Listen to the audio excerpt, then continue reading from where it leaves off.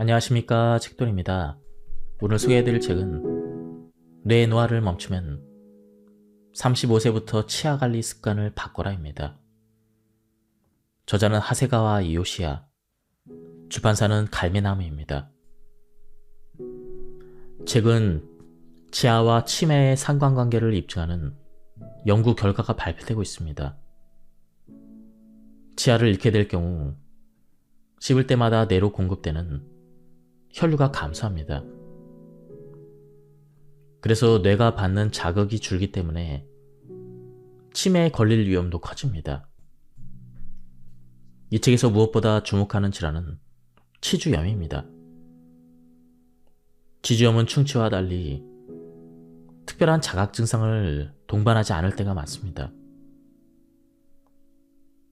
그런데 바로 이 치주염이 뇌 노화와도 밀접하게 관련이 있습니다. 치주염을 일으키는 치주균은 혈액에 독소를 배출해 알츠하이머를 비롯한 다양한 질환을 일으키는 주범이 됩니다. 먼저 프롤로그를 보겠습니다. 치아를 지키면 뇌를 지킬 수가 있다. 왠지 요즘 뇌 기능이 떨어진 것 같습니까? 이런 상황에 제동을 걸고 개선할 방법이 있습니다. 그것은 치아를 지키는 것입니다. 사실 뇌와 치아는 매우 긴밀하게 연결되어 있습니다. 우리는 태어나서 죽을 때까지 입으로 영양을 섭취합니다. 다소 지나친 표현이지만 인간은 손발 없이도 살 수 있지만 입 없이는 생명을 이어갈 수 없습니다. 다시 말해 산다는 것은 곧 먹는 것입니다. 그러므로 치아를 이용해 계속 씹어야 합니다.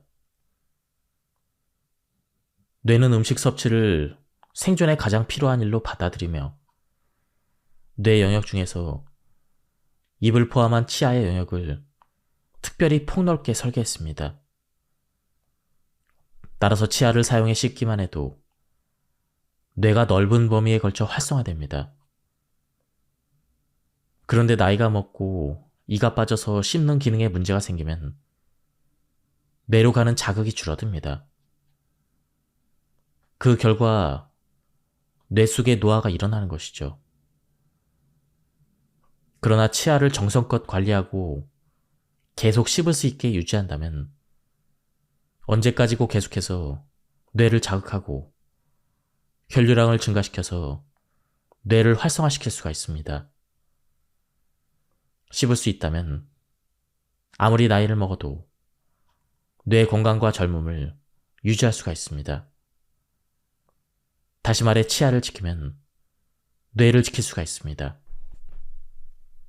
저는 치매 환자의 입속이 마치 쓰레기 더미로 가득한 집과 같다는 사실을 깨닫고 치과 위생사를 초빙해 환자들의 구강 관리를 시작했습니다.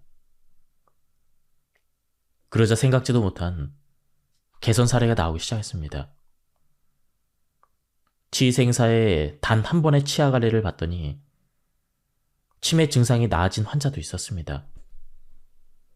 정기적으로 치아 관리를 받으면 치매 증상이 악화되는 것을 예방하거나 개선할 수가 있습니다. 고령화가 점점 더 진행돼 치매 환자가 증가할 것으로 예상되는 이러한 시대의 치아 관리는 무엇보다 중요해질 것입니다. 자세히 설명하겠지만 정기적으로 치과를 방문해 치석을 제거하고 치주 질환을 예방하면 뇌의 노화를 막을 수가 있습니다.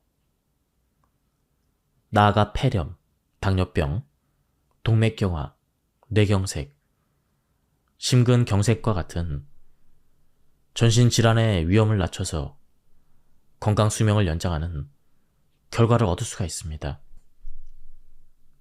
실제로 이로 음식을 씹으면 한 번 씹을 때마다 뇌에 많은 양의 혈액이 공급됩니다.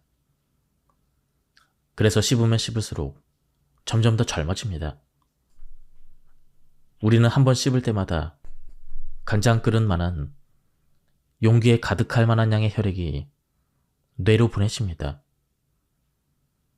이는 한 번 씹을 때의 양이므로 많이 씹는 사람은 끊임없이 뇌에 혈액이 공급돼서 계속해서 자극을 받게 됩니다. 결국 씹으면 씹을수록 많은 자극을 받아 뇌가 활성화되고 건강해져서 점점 젊어집니다. 반면 치아 개수가 줄수록 지근맛 쿠션에 가해지는 압력이 감소해서 뇌로 가는 혈액이 줄어듭니다. 그 결과 뇌에 미치는 자극 역시 약해지므로 이는 뇌기능의 저하로 이어집니다.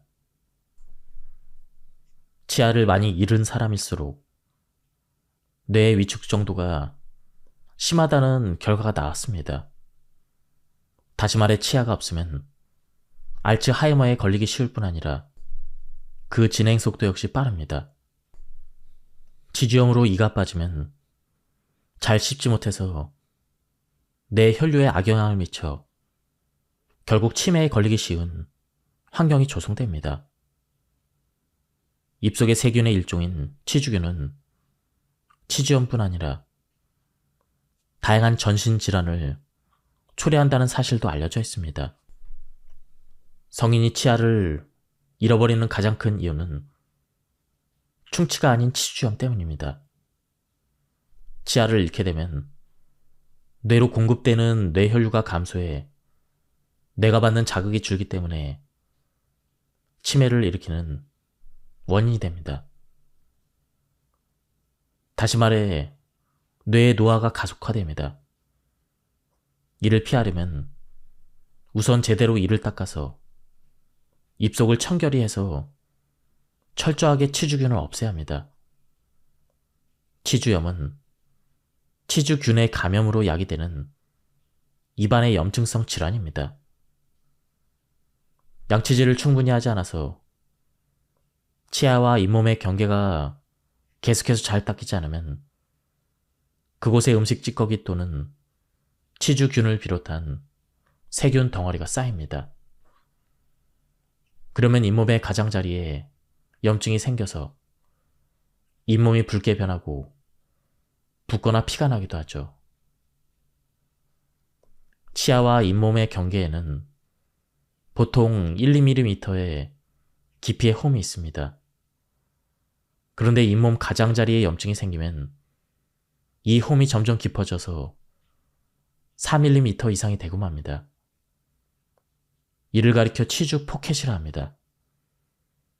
치주 포켓이 깊어질수록 그곳에 음식 찌꺼기와 세균 덩어리가 쉽게 쌓여서 잇몸에 염증이 생기죠. 양치질을 할 때 피가 나는 것은 염증이 악화돼서 잇몸이 약해졌기 때문입니다. 나아가 치아를 지탱하는 토대인 치조골이 녹으면서 이가 조금씩 흔들리게 되죠. 이를 계속 방치하면 결국 이를 뽑아야 되는 상태가 됩니다. 식후에 8시간이면 플라크가 쌓이고 이는 24시간 만에 치석이 됩니다. 치주균과 충치균의 이런 해로운 세균은 입속의 찌꺼기를 먹이로 삼아 증식합니다. 식후에 4시간에서 8시간 정도면 치아 사이에 남은 음식물 찌꺼기가 끈적이는 점액의 플라크가 됩니다. 이를 그대로 방치하면 한층 더 위협적인 기세로 증식을 합니다. 그리고 24시간 이후에는 석회화가 일어나 치석이 되는 것입니다. 플라크는 치아의 때라고 볼 수가 있는데 이 때에서 물기가 빠져나가고 그러고 나면 단단한 돌이 되는 것입니다. 끈끈한 플라크는 양치질을 하면 떨어져 나가지만 단단한 치석은 제거되지 않습니다. 또한 치석의 표면은 치아의 표면보다 꺼슬꺼슬합니다. 그래서 플라크가 훨씬 더 잘 쌓입니다. 치석이 쌓이면 치주염이 생기기 더 쉬운 것이죠. 플라크가 쌓여서 치주염이 생기면 잇몸이 붉게 부어서 빨개집니다. 원래 건강한 잇몸은 분홍색이지만 치주염 환자의 잇몸은 항상 빨갛습니다. 이는 잇몸에 가벼운 염증이 생겨서인데 입안에 항상 작은 불씨를 머금고 있는 거나 마찬가지죠. 공기 중에 작은 불씨를 끄지 않으면 어떻게 될까요? 당연히 여러 곳으로 불똥이 튑니다. 몸속에서도 같은 일이 일어나죠. 당뇨병은 진행되면 매우 무서운 병입니다. 이 당뇨병과 치주염의 연관성도 밝혀지고 있습니다. 치주균이 내뿜고 있는 독소의 영향으로 염증 물질인 사이토카인이 만들어집니다.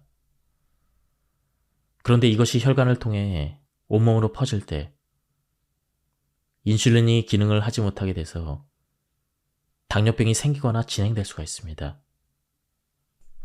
또한 치주염은 뇌졸중의 위험을 높입니다. 그 이유는 무엇일까요? 그 이유는 사이토카인에 있습니다. 치주균이 뿜어내는 독소 탓에 잇몸 부근에서 사이토카인이 만들어지고 이 염증 물질이 혈관에 투입해서 혈류를 타고 온몸 전체로 퍼지게 되면 혈관 곳곳에 염증이 생깁니다. 염증이 심해지면 동맥의 안쪽 벽이 두껍고 단단해져서 혈관이 막히거나 쉽게 파열되죠. 이것이 이른바 동맥경화입니다. 이러한 동맥경화가 진행돼서 뇌 혈관이 상처투성이가 되면 뇌졸중이 발생하기 쉬워집니다. 입냄새를 완벽하게 없애는 법.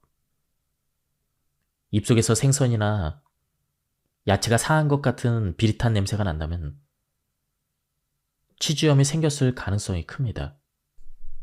실제로 입냄새의 원인은 먹은 음식, 호르몬의 변화, 내장 질환 등 무척 다양합니다. 하지만 원인의 80%는 치주염입니다.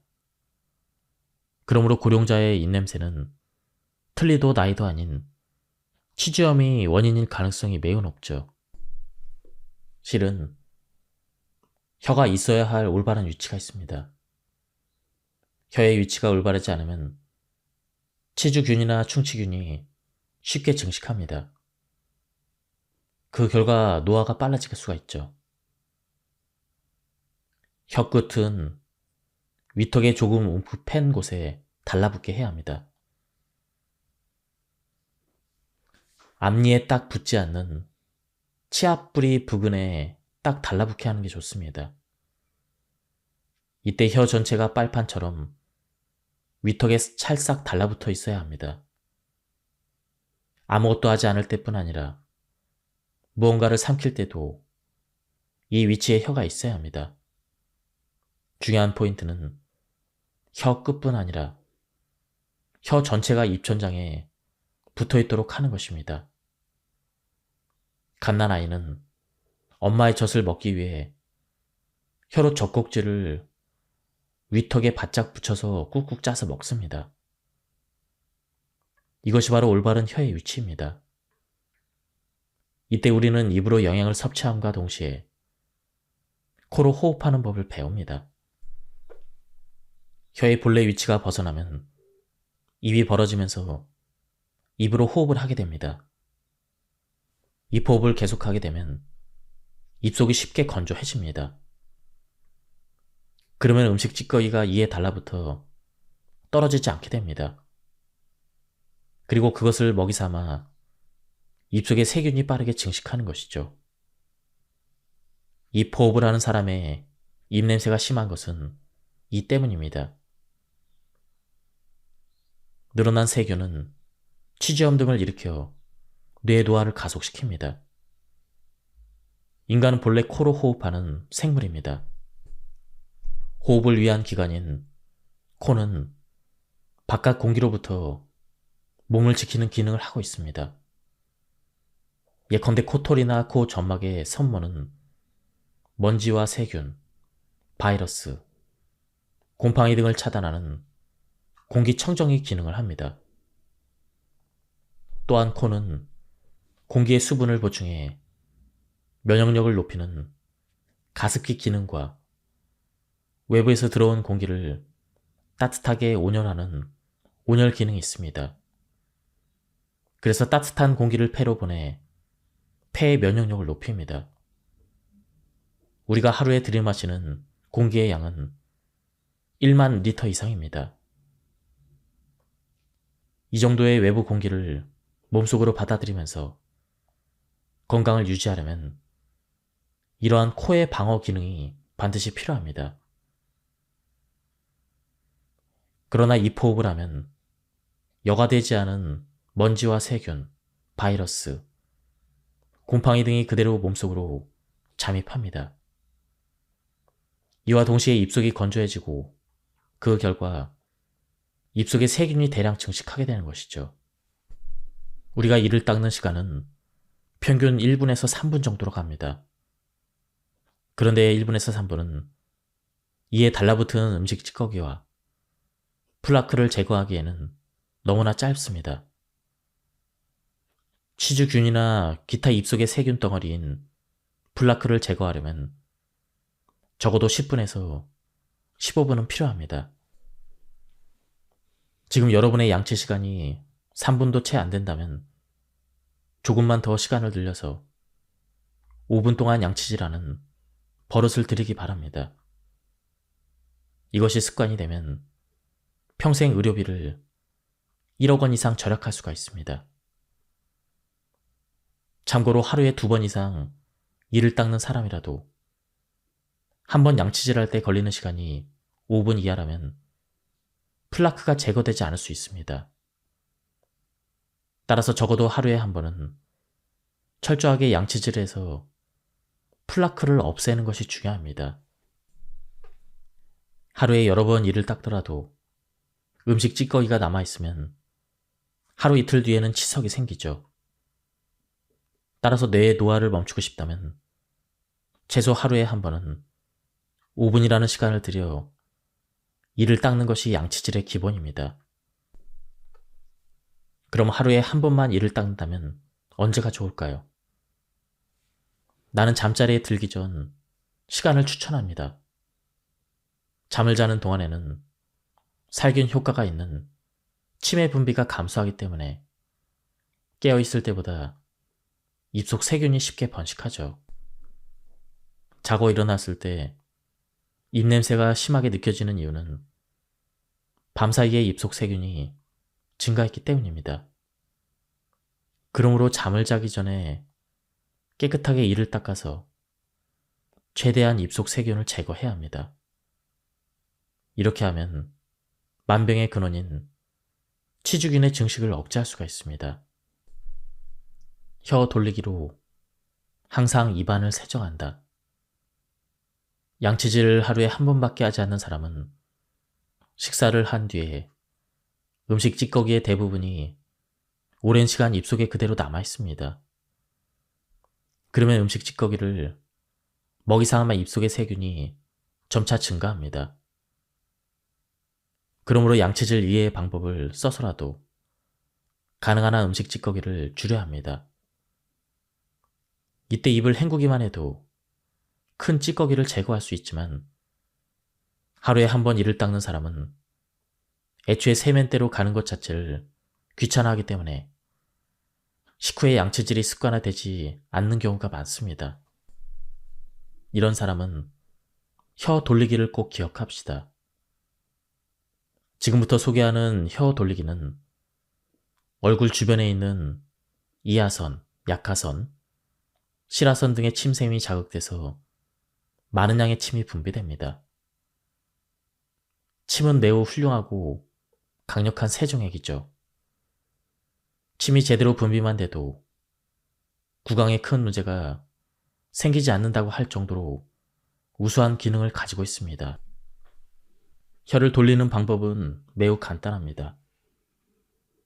입술을 닫은 채 혀끝으로 치아의 바깥과 입술 안쪽 사이를 크게 쓸듯 빙그르르 한 바퀴 돌립니다. 한 바퀴 도는데 2, 3초 정도 걸리는 게 이상적이죠. 혀끝을 쭉 늘려 한 바퀴 돌립니다. 오른쪽과 왼쪽 방향으로 각각 20회씩 돌립니다. 놀랄 만큼 침이 충분히 나오는 것을 경험할 수가 있습니다. 오른쪽과 왼쪽 한 번씩을 한 세트로 아침, 점심, 저녁 하루에 3번 합니다. 간단해 보이지만 시작했을 당시에는 나도 10번을 넘기면서부터 혀뿌리가 아팠습니다. 하지만 매일 반복하는 사이 50번 정도는 가볍게 할 수가 있게 되었습니다. 혀 돌리기는 특별한 도구가 필요 없습니다. 장소를 가리지 않아 어디에서나 할 수가 있습니다. 나는 이동 중인 차 안에서 하곤 합니다. 마음이 내킬 때 무리하지 말고 조금씩 횟수를 늘려나갑시다. 외출을 해서 이를 닦을 수 없는 상황이라면 혀 돌리기로 침을 분비하는 방법을 꼭 활용해 봅시다. 덧붙이자면 침에 포함된 파로틴은 성장 호르몬의 일종으로 안티에이징 효과가 있습니다. 80세를 넘긴 나이에 에베레스트 등정에 성공한 미우라 유치히로는 매일 아침 혀 돌리기를 100회 이상 한다고 합니다. 양치를 매일 하루에 2번씩 하는데 왜 치주에 걸리지? 이렇게 생각하는 사람은 대부분 양치를 할 때 치아에 달라붙은 플라그나 음식 찌꺼기를 제거한다는 생각 없이 거의 자동으로 손을 움직이기 때문에 이물질을 깨끗이 없애지 못합니다.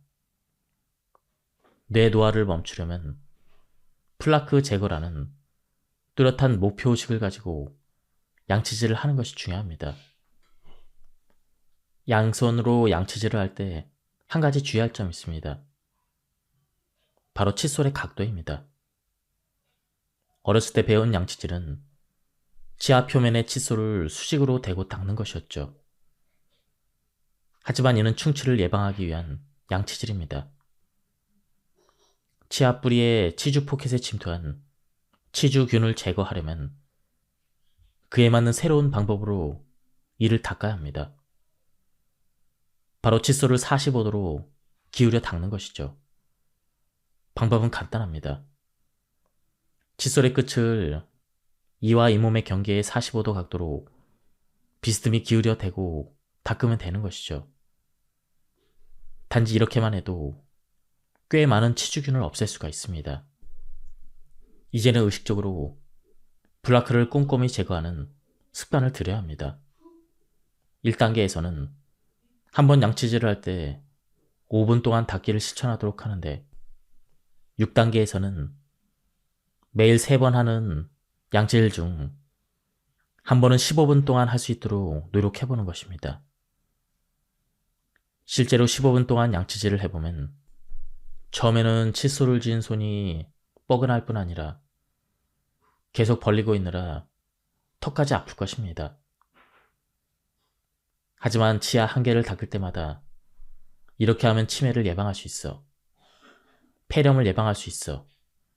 당뇨병을 예방할 수 있어. 이렇게 마음속으로 생각하면 기분 좋게 15분을 닦을 수가 있습니다. 15분을 들여서 정성껏 이를 닦았을 때 느껴지는 매끄럽고 깨끗한 치아 표면을 경험한 사람은 그 상쾌함에 매료되지 않을 수 없습니다. 이를 닦은 뒤에 상쾌함을 더하기 위해서 나는 양치질과 더불어 오일 풀링을 합니다.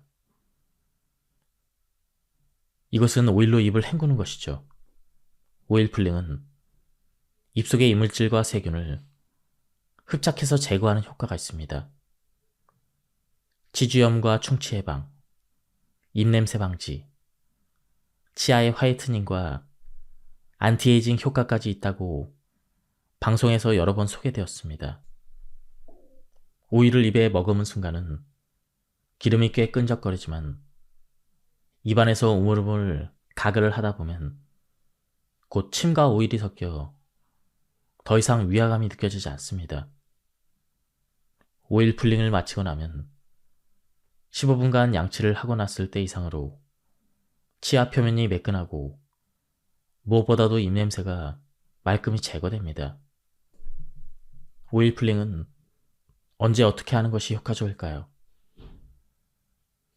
우선 오일 풀링에 적합하다고 권장되는 식물성 오일은 주로 5가지입니다. 코코넛 오일, 올리브 오일, 해바라기 오일, 아마씨 오일, 참기름. 나는 이 중에서 코코넛 오일과 올리브 오일을 사용하고 있습니다. 오일 풀링을 할 때는 다음 순서대로 합니다. 1. 식물성 오일을 3분의 2큰술에서 1큰술 정도 입에 머금습니다.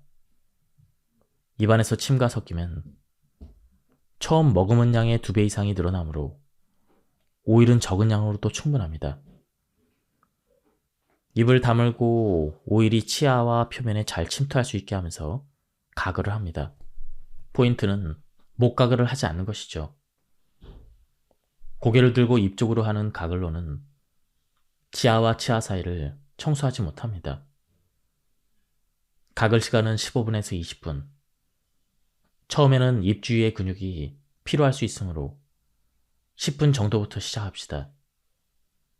가글이 끝나면 오일을 휴지나 비닐봉지에 뱉어서 버리게 됩니다.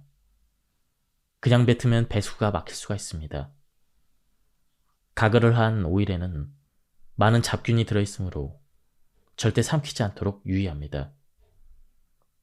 오일 풀링을 하는 횟수와 시간에 특별한 규칙은 없지만 잠자기 전과 자고 일어났을 때 할 것을 추천합니다. 오일 풀링을 하고 입을 깨끗하게 한 뒤에 잠자리에 들고 자고 일어나서도 오일 풀링으로 세균이 가득한 입을 깨끗하게 헹굽시다. 뇌 혈류를 활발하게 하는 가장 간단한 방법은 씹는 것입니다. 그렇다고 해도 씹기 위해 하루 종일 무언가를 계속 먹는다면 바로 살이 쪄서 오히려 건강 수명을 단축시킬 수가 있습니다. 그래서 껌 씹기를 추천합니다. 껌을 적절히 활용하면 건강 수명을 지키면서 뇌의 쓰레기를 씻어버릴 수 있죠. 껌으로 씹는 횟수를 늘리면 뇌의 혈류가 증가해 효율적으로 뇌 쓰레기를 배출할 수가 있습니다. 그럼 어떤 껌이 좋을까요? 껌을 고를 때는 다음 성분이 함유된 제품을 추천합니다. 이들 껌에는 충치 예방을 돕는 기능이 있죠. 1. 먼저 자일리톨입니다. 자작나무와 떡갈나무 등을 원료로 만드는 천연 소재 감미료입니다. 플라크 양을 줄이고 플라크를 양치질로 제거하기 쉬운 상태로 만들어주며 산의 형성을 막아줍니다. 충치를 막아주는 재석회화를 돕습니다. 충치 예방에는 자일리톨 함유량이 90% 이상인 자일리톨 껌이 효과적입니다. 다음은 락토바실러스 루테이균입니다. 인체유래 유산균으로서 충치나 치주염의 원인균을 감소시키는 효과가 있습니다. 다음은 추천하지 않는 껌입니다. 당류가 들어있는 것입니다. 충치균의 먹이인 당류가 들어있다면 껌을 씹는 의미가 없습니다. 당류가 제로인 제품을 선택합시다. 감미료로는 자이리톨, 소르비톨, 마티톨을 추천합니다. 일반적으로 몬모톨이라 불리는 감미료는 자이리톨과 같은 글리시톨의 종류로서 충치가 생기지 않는 특징이 있습니다. 다음은 산성물질이 들어있는 것입니다. 구연산이나 과즙함유 등은 그 자체가 산성인 것이 맞습니다. 산성 정도에 따라 다르지만 치아의 법질량이 녹아내릴 수 있습니다. 치매 환자의 뇌를 검사하면 기억을 관장하는 해마보다는 감정을 관장하는 편도액이 먼저 유식되는 것으로 알려져 있습니다. 치매 환자에게는 건망증과 같은 기억력 저하보다는 먼저 감정의 상실이 나타납니다. 그에 따라 초기에는 무표정이나 의욕저하 같은 증상을 먼저 보입니다. 어쩌면 해마에 인접한 편도획이 위축되면서 해마의 부피 역시 줄어드는 것일 수도 있습니다. 다시 말해 희노애락이나 의욕을 느끼지 못했을 때 대처하지 않고 그대로 방치하면 기억력이 떨어지거나 치매 증상이 악화되는 것이죠. 그렇다면 편도액이 위축되기 시작해서 표정이 없어지거나 의욕이 떨어지는 등의 증상이 나타날 경우 어떻게 대처해야 할까요? 바로 편도액을 자극해주는 게 좋습니다. 편도액을 자극하면 오감 모두를 자극하는 것을 추천합니다. 오감을 자극하면 편도액이 자극을 받아 기쁨과 즐거움, 고통, 슬픔 등 다양한 감정을 불러일으킵니다. 의욕을 샘솟게 하는 기분 좋은 자극. 예컨대 외식을 하러 나갔다고 합시다. 그때 먹은 요리가 실망스러울 정도로 맛이 없거나 비위가 상할 정도로 역한 냄새가 났다면 어떨까요? 혹은 다른 사람들 중 마구 떠드는 사람이 있어서 가게 안이 심하게 소란스러웠다면, 이렇게 불쾌한 경험을 했다면 또다시 그 가게에 가고 싶은 의욕이 생기지 않을 것입니다. 그런데 반대로 유쾌한 자극을 받았다면 어떨까요? 감탄사가 나올 만큼 보기에 맛깔스러운 요리에서 식욕을 돋구는 향긋한 냄새가 납니다. 한 입 먹어보니 좋아하는 맛인데다 적당히 씹히는 식감도 있고 혀에 느껴지는 음식의 온도도 적당합니다. 이런 식으로 기분이 좋아지는 자극을 받았다면 꼭 다시 그 가게에 가고 싶다라는 의욕이 샘솟을 것이죠. 즐거움을 다시 느끼고 싶다는, 의욕이 무엇을 하고 싶다는 주체성을 일깨웁니다. 자발적으로 뭔가를 하고 싶다는 충동이 의욕의 스위치를 켜서 뇌의 활력을 깨우는 것이죠. 어떤 환자는 치매 증상 때문에 먹는 일 자체를 잊어버려 거식 상태에 있었습니다. 하지만 단맛은 누구나 기분을 좋게 합니다. 입안에 단 것을 넣으면 먹는 즐거움을 되살리는데 도움이 됩니다. 이렇게 간호사가 말한 대로 처음에는 무표정하고 거의 반응을 보이지 않던 그 환자가 초콜릿의 달콤함을 느끼면서 점점 표정이 온화해지더니 식욕을 기억해냈습니다. 달콤한 즐거움이 음식을 좀 더 먹고 싶은 의욕을 일깨운 것입니다. 그것이 어떤 종류든 기쁨은 뇌를 젊게 한다고 생각합니다. 다만 내 수명에서 중요한 것은 본인이 느끼는 기쁨입니다. 때로는 미디어에서 뇌에 좋은 음악이란 명목으로 클래식 곡을 소개하는 경우가 있죠. 이 역시 듣는 사람이 음악을 듣고 기분이 좋은가, 그렇지 않은가 하는 부분이 중요합니다. 기쁨은 뇌를 젊게 한다. 클리닉의 환자 중에도 치위생사의 관리를 받기 전까지는 양치질을 별로 탐탁치 않게 생각한 사람도 있었습니다. 그런 사람은 치과 진료실에 들어갈 때 긴장해서 얼굴이 어두워지기 마련이죠.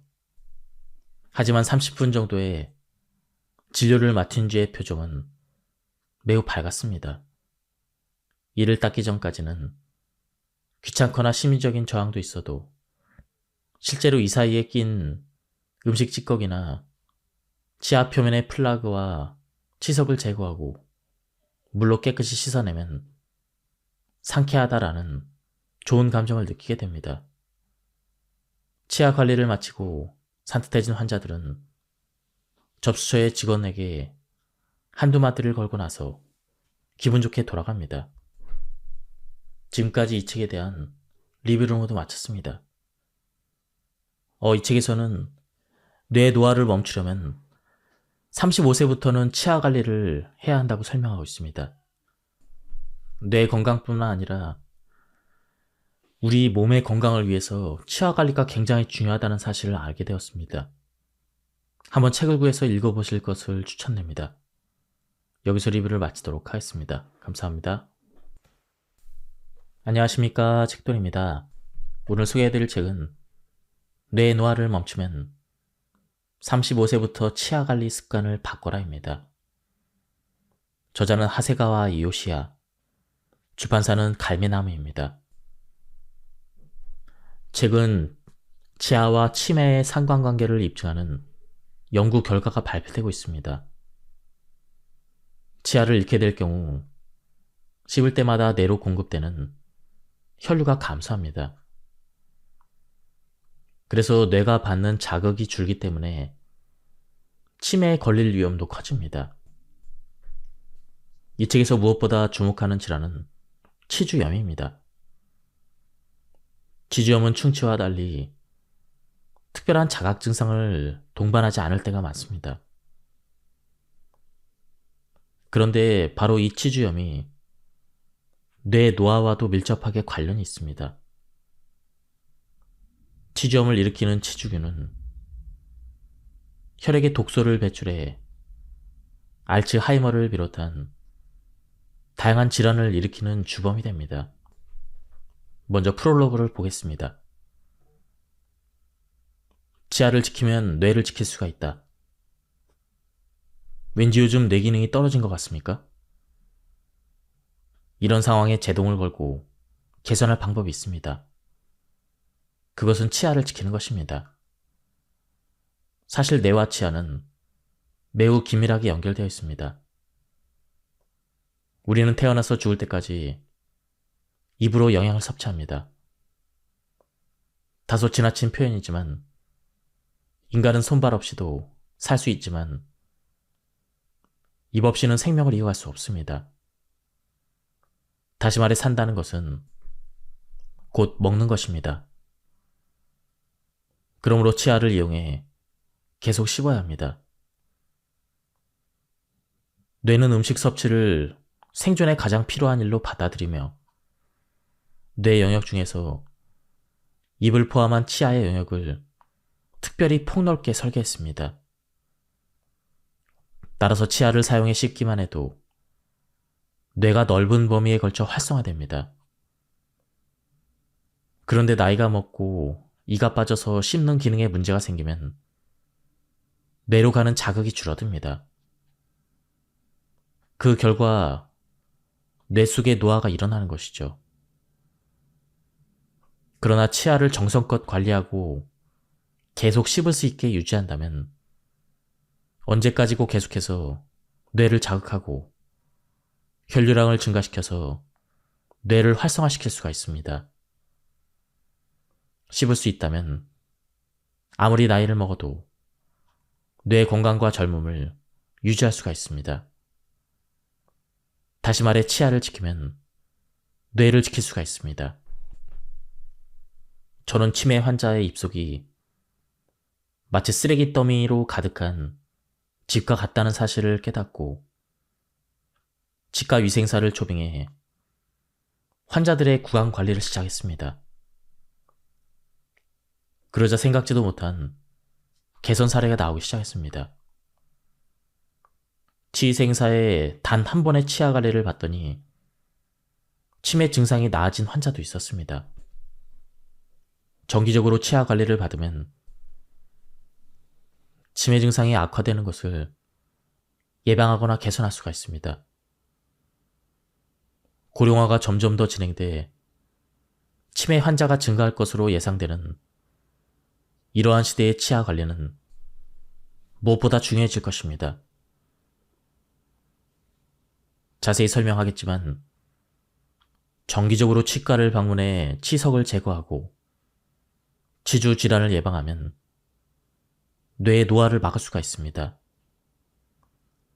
나아가 폐렴, 당뇨병, 동맥경화, 뇌경색, 심근경색과 같은 전신질환의 위험을 낮춰서 건강 수명을 연장하는 결과를 얻을 수가 있습니다. 실제로 이로 음식을 씹으면 한 번 씹을 때마다 뇌에 많은 양의 혈액이 공급됩니다. 그래서 씹으면 씹을수록 점점 더 젊어집니다. 우리는 한 번 씹을 때마다 간장 그릇만한 용기에 가득할 만한 양의 혈액이 뇌로 보내집니다. 이는 한 번 씹을 때의 양이므로 많이 씹는 사람은 끊임없이 뇌에 혈액이 공급돼서 계속해서 자극을 받게 됩니다.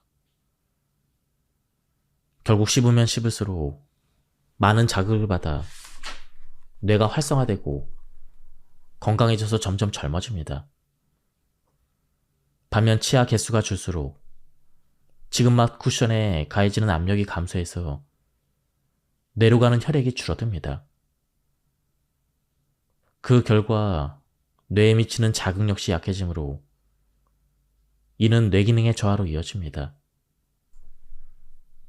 치아를 많이 잃은 사람일수록 뇌의 위축 정도가 심하다는 결과가 나왔습니다. 다시 말해 치아가 없으면 알츠하이머에 걸리기 쉬울 뿐 아니라 그 진행 속도 역시 빠릅니다.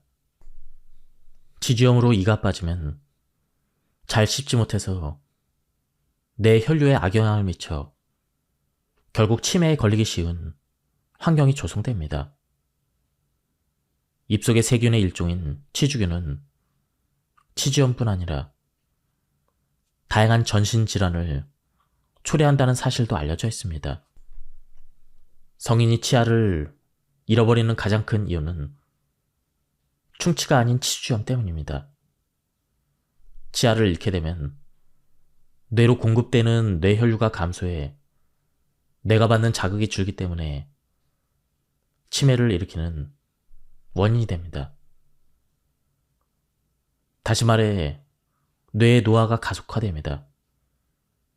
이를 피하려면 우선 제대로 이를 닦아서 입속을 청결히 해서 철저하게 치주균을 없애야 합니다. 치주염은 치주균의 감염으로 야기되는 입안의 염증성 질환입니다. 양치질을 충분히 하지 않아서 치아와 잇몸의 경계가 계속해서 잘 닦이지 않으면 그곳에 음식 찌꺼기 또는 치주균을 비롯한 세균 덩어리가 쌓입니다. 그러면 잇몸의 가장자리에 염증이 생겨서 잇몸이 붉게 변하고 붓거나 피가 나기도 하죠. 치아와 잇몸의 경계에는 보통 1, 2mm의 깊이의 홈이 있습니다. 그런데 잇몸 가장자리에 염증이 생기면 이 홈이 점점 깊어져서 4mm 이상이 되고 맙니다. 이를 가리켜 치주 포켓이라 합니다. 치주 포켓이 깊어질수록 그곳에 음식 찌꺼기와 세균 덩어리가 쉽게 쌓여서 잇몸에 염증이 생기죠. 양치질을 할 때 피가 나는 것은 염증이 약화돼서 잇몸이 약해졌기 때문입니다. 나아가 치아를 지탱하는 토대인 치조골이 녹으면서 이가 조금씩 흔들리게 되죠. 이를 계속 방치하면 결국 이를 뽑아야 되는 상태가 됩니다. 식후에 8시간이면 플라크가 쌓이고 이는 24시간 만에 치석이 됩니다. 치주균과 충치균의 이런 해로운 세균은 입속의 찌꺼기를 먹이로 삼아 증식합니다. 식후에 4시간에서 8시간 정도면 치아 사이에 남은 음식물 찌꺼기가 끈적이는 점액의 플라크가 됩니다. 이를 그대로 방치하면 한층 더 위협적인 기세로 증식을 합니다. 그리고 24시간 이후에는 석회화가 일어나 치석이 되는 것입니다. 플라크는 치아의 때라고 볼 수가 있는데 이 때에서 물기가 빠져나가고 그러고 나면 단단한 돌이 되는 것입니다. 끈끈한 플라크는 양치질을 하면 떨어져 나가지만 단단한 치석은 제거되지 않습니다. 또한 치석의 표면은 치아의 표면보다 꺼슬꺼슬합니다. 그래서 플라크가 훨씬 더 잘 쌓입니다. 지석이 쌓이면 치주염이 생기기 더 쉬운 것이죠. 플라크가 쌓여서 치주염이 생기면 잇몸이 붉게 부어서 빨개집니다. 원래 건강한 잇몸은 분홍색이지만 지점 환자의 잇몸은 항상 빨갛습니다. 이는 잇몸에 가벼운 염증이 생겨서인데 입안에 항상 작은 불씨를 머금고 있는 거나 마찬가지죠. 공기 중에 작은 불씨를 끄지 않으면 어떻게 될까요? 당연히 여러 곳으로 불똥이 튑니다. 몸속에서도 같은 일이 일어나죠. 당뇨병은 진행되면 매우 무서운 병입니다. 이 당뇨병과 치주염의 연관성도 밝혀지고 있습니다. 치주균이 내뿜고 있는 독소의 영향으로 염증 물질인 사이토카인이 만들어집니다.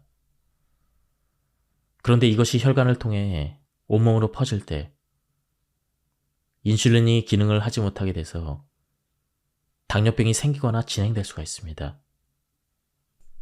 또한 치주염은 뇌졸중의 위험을 높입니다. 그 이유는 무엇일까요? 그 이유는 사이토카인에 있습니다. 치주균이 뿜어내는 독소 탓에 잇몸 부근에서 사이토카인이 만들어지고 이 염증 물질이 혈관에 투입해서 혈류를 타고 온몸 전체로 퍼지게 되면 혈관 곳곳에 염증이 생깁니다. 염증이 심해지면 동맥의 안쪽 벽이 두껍고 단단해져서 혈관이 막히거나 쉽게 파열되죠. 이것이 이른바 동맥경화입니다. 이러한 동맥경화가 진행돼서 뇌 혈관이 상처투성이가 되면 뇌졸중이 발생하기 쉬워집니다. 입냄새를 완벽하게 없애는 법. 입속에서 생선이나 야채가 상한 것 같은 비릿한 냄새가 난다면 치주염이 생겼을 가능성이 큽니다. 실제로 입냄새의 원인은 먹은 음식, 호르몬의 변화, 내장 질환 등 무척 다양합니다. 하지만 원인의 80%는 치주염입니다. 그러므로 고령자의 입냄새는 틀리도 나이도 아닌 치주염이 원인일 가능성이 매우 높죠. 실은 혀가 있어야 할 올바른 위치가 있습니다. 혀의 위치가 올바르지 않으면 치주균이나 충치균이 쉽게 증식합니다. 그 결과 노화가 빨라질 수가 있죠. 혀 끝은 위턱에 조금 움푹 팬 곳에 달라붙게 해야 합니다. 앞니에 딱 붙지 않는 치아뿌리 부근에 딱 달라붙게 하는 게 좋습니다. 이때 혀 전체가 빨판처럼 위턱에 찰싹 달라붙어 있어야 합니다. 아무것도 하지 않을 때뿐 아니라 무언가를 삼킬 때도 이 위치에 혀가 있어야 합니다. 중요한 포인트는 혀 끝뿐 아니라 혀 전체가 입천장에 붙어 있도록 하는 것입니다. 갓난아이는 엄마의 젖을 먹기 위해 혀로 젖꼭지를 위턱에 바짝 붙여서 꾹꾹 짜서 먹습니다. 이것이 바로 올바른 혀의 위치입니다. 이때 우리는 입으로 영양을 섭취함과 동시에 코로 호흡하는 법을 배웁니다. 혀의 본래 위치가 벗어나면 입이 벌어지면서 입으로 호흡을 하게 됩니다. 입호흡을 계속하게 되면 입속이 쉽게 건조해집니다. 그러면 음식 찌꺼기가 이에 달라붙어 떨어지지 않게 됩니다. 그리고 그것을 먹이 삼아 입속에 세균이 빠르게 증식하는 것이죠. 입호흡을 하는 사람의 입냄새가 심한 것은 이 때문입니다. 늘어난 세균은 치주염 등을 일으켜 뇌 노화를 가속시킵니다. 인간은 본래 코로 호흡하는 생물입니다. 호흡을 위한 기관인 코는 바깥 공기로부터 몸을 지키는 기능을 하고 있습니다. 예컨대 코털이나 코 점막의 섬모는 먼지와 세균, 바이러스, 곰팡이 등을 차단하는 공기청정기 기능을 합니다.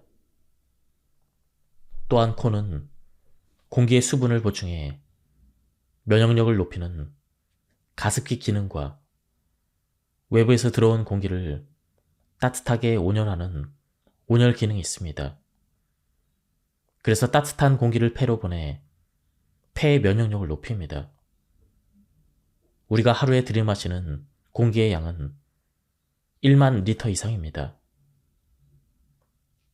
이 정도의 외부 공기를 몸속으로 받아들이면서 건강을 유지하려면 이러한 코의 방어 기능이 반드시 필요합니다. 그러나 이 포흡을 하면 여과되지 않은 먼지와 세균, 바이러스, 곰팡이 등이 그대로 몸속으로 잠입합니다.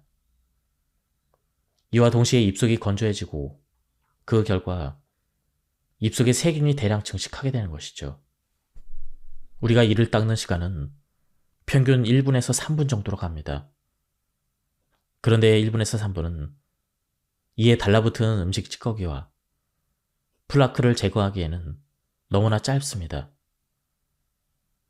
치주균이나 기타 입속의 세균 덩어리인 플라크를 제거하려면 적어도 10분에서 15분은 필요합니다. 지금 여러분의 양치 시간이 3분도 채 안 된다면 조금만 더 시간을 들여서 5분 동안 양치질하는 버릇을 들이기 바랍니다. 이것이 습관이 되면 평생 의료비를 1억 원 이상 절약할 수가 있습니다. 참고로 하루에 2번 이상 이를 닦는 사람이라도 한 번 양치질할 때 걸리는 시간이 5분 이하라면 플라크가 제거되지 않을 수 있습니다.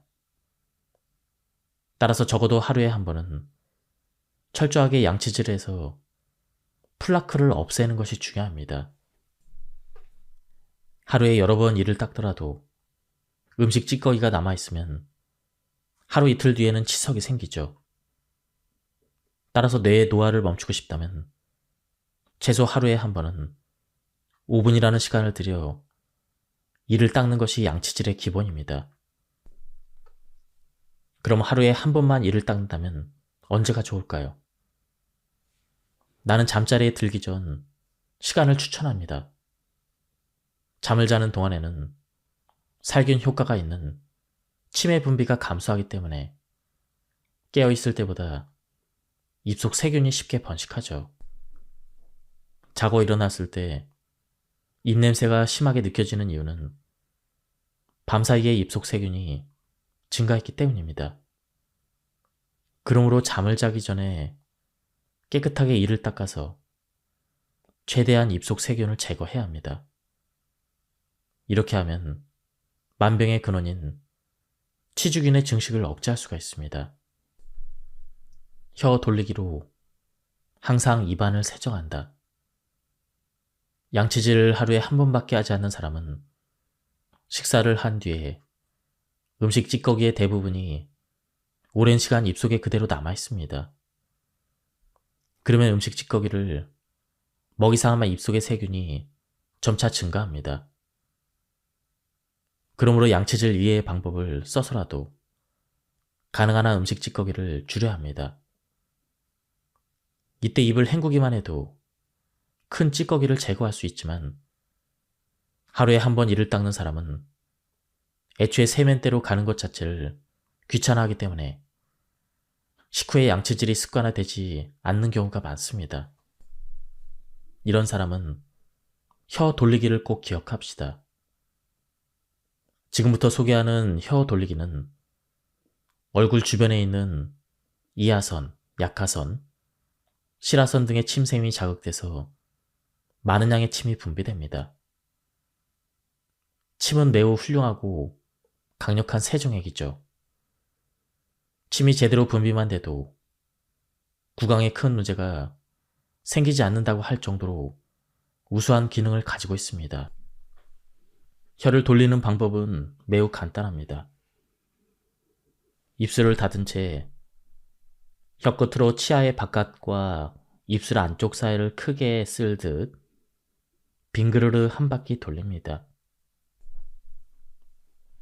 한 바퀴 도는데 2, 3초 정도 걸리는 게 이상적이죠. 혀끝을 쭉 늘려 한 바퀴 돌립니다. 오른쪽과 왼쪽 방향으로 각각 20회씩 돌립니다. 놀랄 만큼 침이 충분히 나오는 것을 경험할 수가 있습니다.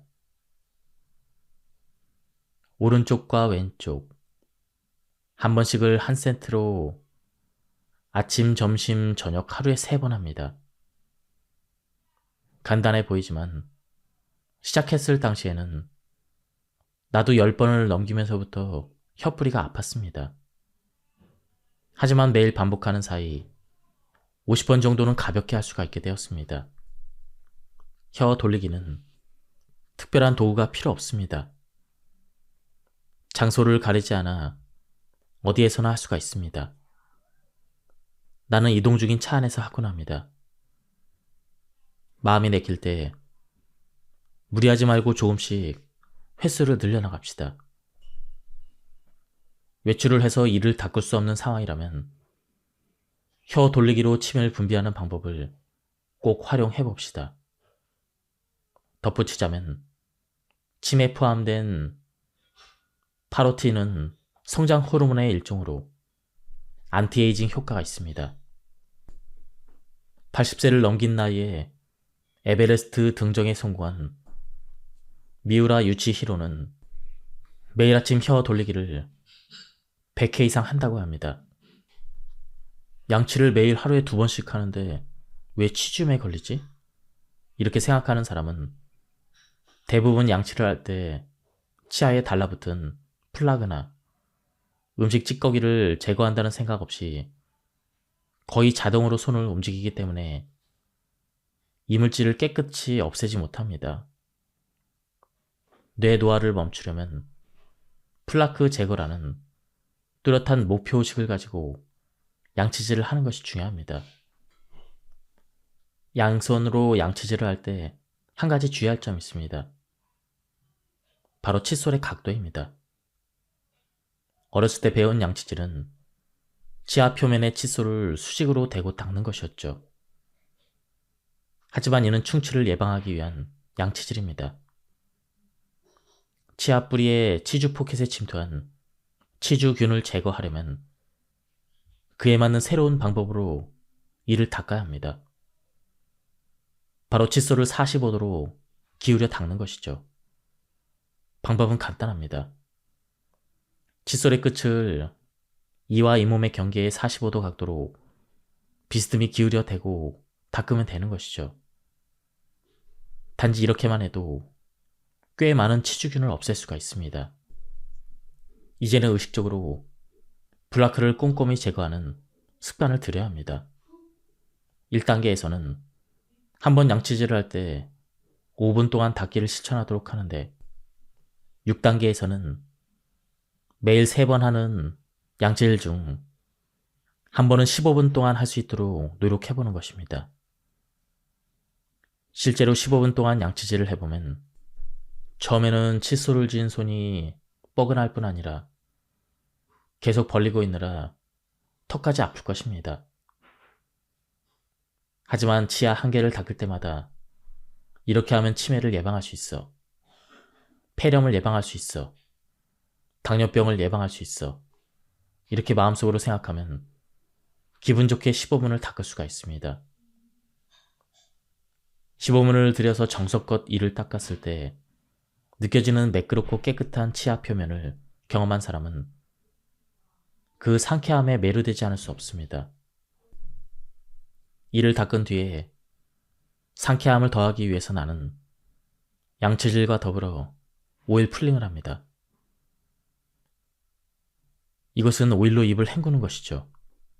오일 풀링은 입속의 이물질과 세균을 흡착해서 제거하는 효과가 있습니다. 치주염과 충치 예방, 입냄새 방지, 치아의 화이트닝과 안티에이징 효과까지 있다고 방송에서 여러 번 소개되었습니다. 오이를 입에 머금은 순간은 기름이 꽤 끈적거리지만 입안에서 우물우물 가글을 하다 보면 곧 침과 오일이 섞여 더 이상 위화감이 느껴지지 않습니다. 오일 풀링을 마치고 나면 15분간 양치를 하고 났을 때 이상으로 치아 표면이 매끈하고 무엇보다도 입냄새가 말끔히 제거됩니다. 오일 풀링은 언제 어떻게 하는 것이 효과적일까요? 우선 오일 풀링에 적합하다고 권장되는 식물성 오일은 주로 5가지입니다. 코코넛 오일, 올리브 오일, 해바라기 오일, 아마씨 오일, 참기름. 나는 이 중에서 코코넛 오일과 올리브 오일을 사용하고 있습니다. 오일 풀링을 할 때는 다음 순서대로 합니다. 1. 식물성 오일을 3분의 2큰술에서 1큰술 정도 입에 머금습니다. 입안에서 침과 섞이면 처음 머금은 양의 2배 이상이 늘어나므로 오일은 적은 양으로도 충분합니다. 입을 다물고 오일이 치아와 표면에 잘 침투할 수 있게 하면서 가글을 합니다. 포인트는 목 가글을 하지 않는 것이죠. 고개를 들고 입 쪽으로 하는 가글로는 치아와 치아 사이를 청소하지 못합니다. 가글 시간은 15분에서 20분. 처음에는 입 주위의 근육이 필요할 수 있으므로 10분 정도부터 시작합시다. 가글이 끝나면 오일을 휴지나 비닐봉지에 뱉어서 버리게 됩니다. 그냥 뱉으면 배수가 막힐 수가 있습니다. 가글을 한 오일에는 많은 잡균이 들어있으므로 절대 삼키지 않도록 유의합니다. 오일 풀링을 하는 횟수와 시간에 특별한 규칙은 없지만 잠자기 전과 자고 일어났을 때 할 것을 추천합니다. 오일 풀링을 하고 입을 깨끗하게 한 뒤에 잠자리에 들고 자고 일어나서도 오일 풀링으로 세균이 가득한 입을 깨끗하게 헹굽시다. 뇌 혈류를 활발하게 하는 가장 간단한 방법은 씹는 것입니다. 그렇다고 해도 씹기 위해 하루 종일 무언가를 계속 먹는다면 바로 살이 쪄서 오히려 건강 수명을 단축시킬 수가 있습니다. 그래서 껌 씹기를 추천합니다. 껌을 적절히 활용하면 건강 수명을 지키면서 뇌의 쓰레기를 씻어버릴 수 있죠. 껌으로 씹는 횟수를 늘리면 뇌의 혈류가 증가해 효율적으로 뇌 쓰레기를 배출할 수가 있습니다. 그럼 어떤 껌이 좋을까요? 껌을 고를 때는 다음 성분이 함유된 제품을 추천합니다.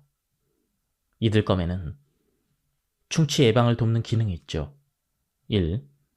먼저 자일리톨입니다. 자작나무와 떡갈나무 등을 원료로 만드는 천연 소재 감미료입니다. 플라크 양을 줄이고 플라크를 양치질로 제거하기 쉬운 상태로 만들어주며 산의 형성을 막아줍니다. 충치를 막아주는 제석회화를 돕습니다. 충치 예방에는 자일리톨 함유량이 90% 이상인 자일리톨 껌이 효과적입니다. 다음은 락토바실러스 루테리균입니다. 인체율의 유산균으로서 충치나 치주염의 원인균을 감소시키는 효과가 있습니다. 다음은 추천하지 않는 껌입니다. 당류가 들어있는 것입니다. 충치균의 먹이인 당류가 들어있다면 껌을 씹는 의미가 없습니다. 당류가 제로인 제품을 선택합시다. 감미료로는 자이리톨, 소르비톨, 마티톨을 추천합니다. 일반적으로 몬모톨이라 불리는 감미료는 자이리톨과 같은 글리시톨의 종류로서 충치가 생기지 않는 특징이 있습니다. 다음은 산성물질이 들어있는 것입니다. 구연산이나 과즙 함유 등은 그 자체가 산성인 것이 맞습니다.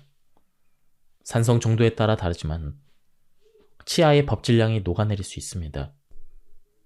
치매 환자의 뇌를 검사하면 기억을 관장하는 해마보다는 감정을 관장하는 편도액이 먼저 위축되는 것으로 알려져 있습니다. 치마 환자에게는 건망증과 같은 기억력 저하보다는 먼저 감정의 상실이 나타납니다. 그에 따라 초기에는 무표정이나 의욕 저하 같은 증상을 먼저 보입니다. 어쩌면 해마에 인접한 편도핵이 위축되면서 해마의 부피 역시 줄어드는 것일 수도 있습니다. 다시 말해 희노애락이나 의욕을 느끼지 못했을 때 대처하지 않고 그대로 방치하면 기억력이 떨어지거나 치매 증상이 악화되는 것이죠. 그렇다면 편도액이 위축되기 시작해서 표정이 없어지거나 의욕이 떨어지는 등의 증상이 나타날 경우 어떻게 대처해야 할까요? 바로 편도액을 자극해주는 게 좋습니다. 편도핵을 자극하면 오감 모두를 자극하는 것을 추천합니다. 오감을 자극하면 편도액이 자극을 받아 기쁨과 즐거움, 고통, 슬픔 등 다양한 감정을 불러일으킵니다. 의욕을 샘솟게 하는 기분 좋은 자극. 예컨대 외식을 하러 나갔다고 합시다. 그때 먹은 요리가 실망스러울 정도로 맛이 없거나 비위가 상할 정도로 역한 냄새가 났다면 어떨까요? 혹은 다른 사람들 중 마구 떠드는 사람이 있어서 가게 안이 심하게 소란스러웠다면, 이렇게 불쾌한 경험을 했다면 또다시 그 가게에 가고 싶은 의욕이 생기지 않을 것입니다. 그런데 반대로 유쾌한 자극을 받았다면 어떨까요? 감탄사가 나올 만큼 보기에 맛깔스러운 요리에서 식욕을 돋구는 향긋한 냄새가 납니다.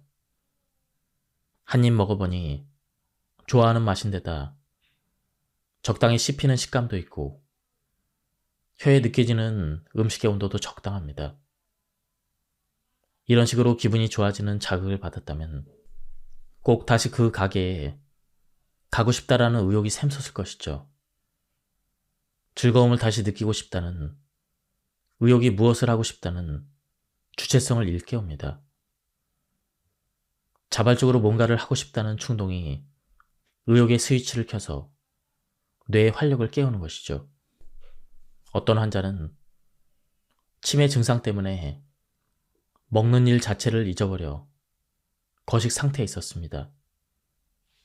하지만 단맛은 누구나 기분을 좋게 합니다. 입안에 단 것을 넣으면 먹는 즐거움을 되살리는데 도움이 됩니다. 이렇게 간호사가 말한 대로 처음에는 무표정하고 거의 반응을 보이지 않던 그 환자가 초콜릿의 달콤함을 느끼면서 점점 표정이 온화해지더니 식욕을 기억해냈습니다. 달콤한 즐거움이 음식을 좀 더 먹고 싶은 의욕을 일깨운 것입니다. 그것이 어떤 종류든 기쁨은 뇌를 젊게 한다고 생각합니다. 다만 뇌 수명에서 중요한 것은 본인이 느끼는 기쁨입니다. 때로는 미디어에서 뇌에 좋은 음악이란 명목으로 클래식 곡을 소개하는 경우가 있죠. 이 역시 듣는 사람이 음악을 듣고 기분이 좋은가, 그렇지 않은가 하는 부분이 중요합니다. 기쁨은 뇌를 젊게 한다. 클리닉의 환자 중에도 치위생사의 관리를 받기 전까지는 양치질을 별로 탐탁치 않게 생각한 사람도 있었습니다. 그런 사람은 치과 진료실에 들어갈 때 긴장해서 얼굴이 어두워지기 마련이죠. 하지만 30분 정도의 진료를 맡은 뒤의 표정은 매우 밝았습니다.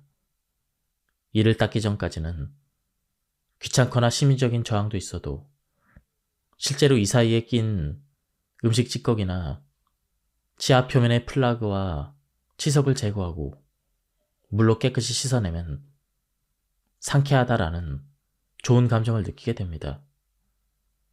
치아 관리를 마치고 산뜻해진 환자들은 접수처의 직원에게 한두 마디를 걸고 나서 기분 좋게 돌아갑니다. 지금까지 이 책에 대한 리뷰를 모두 마쳤습니다. 이 책에서는 뇌 노화를 멈추려면 35세부터는 치아 관리를 해야 한다고 설명하고 있습니다. 뇌 건강뿐만 아니라 우리 몸의 건강을 위해서 치아 관리가 굉장히 중요하다는 사실을 알게 되었습니다. 한번 책을 구해서 읽어보실 것을 추천드립니다.